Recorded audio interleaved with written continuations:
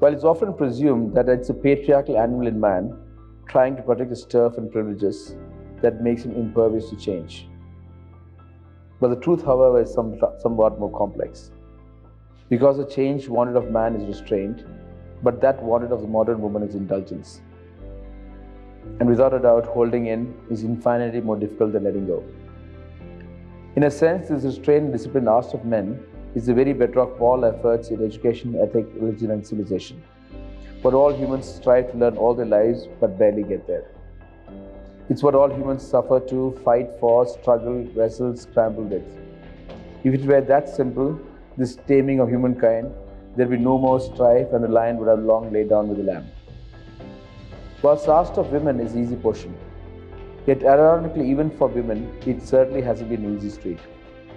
If modernism has won for them some fundamental rights, it's also deprived them of some of the most fundamental rights of all, happiness. Of course, the right to happiness isn't the pursuit of happiness. In that sense, at least women have won what the ancient Caesars couldn't. So we must ask ourselves whether those rights have all been worth it finally, without the happiness that should come from all rights.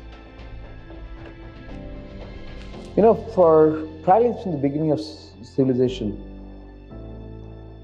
society and mankind, let's call it that, forgave the peccadilloes of man, the indulgence of men. But suddenly, for the last half century, women have liberated themselves, so to speak. And now women are encouraged to go out there and sometimes maybe let go too much. That sometimes it comes from liberation to self-indulgence. In that sense, the modern civilization has been easy on the woman. Not only has she got empowerment, but what's asked of her is in fact to let go. Not just let go of relationship, no, to let go of herself, to be less inhibited. But at the same time, what's asked of man is to tame himself.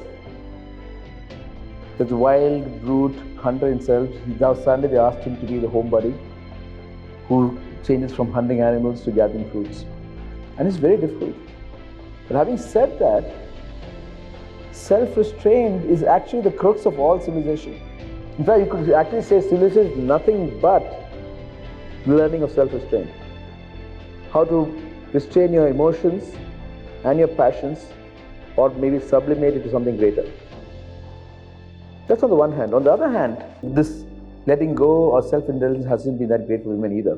Certainly they have won many rights, especially the right to the pursuit of happiness. But the right to the pursuit of happiness is different from the right to happiness.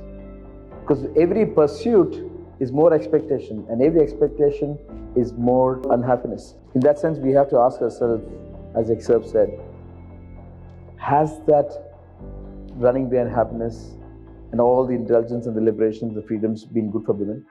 Because survey after survey tells you that the modern woman, especially the unmarried one, the childless one, is probably the unhappiest person on the planet. By the way, if you like what you hear here, whether you agree or disagree, why don't you smash that button, subscribe, and comment below. I would love to hear what you want to say, because maybe I learned something, and hopefully you have learned something by listening to this video.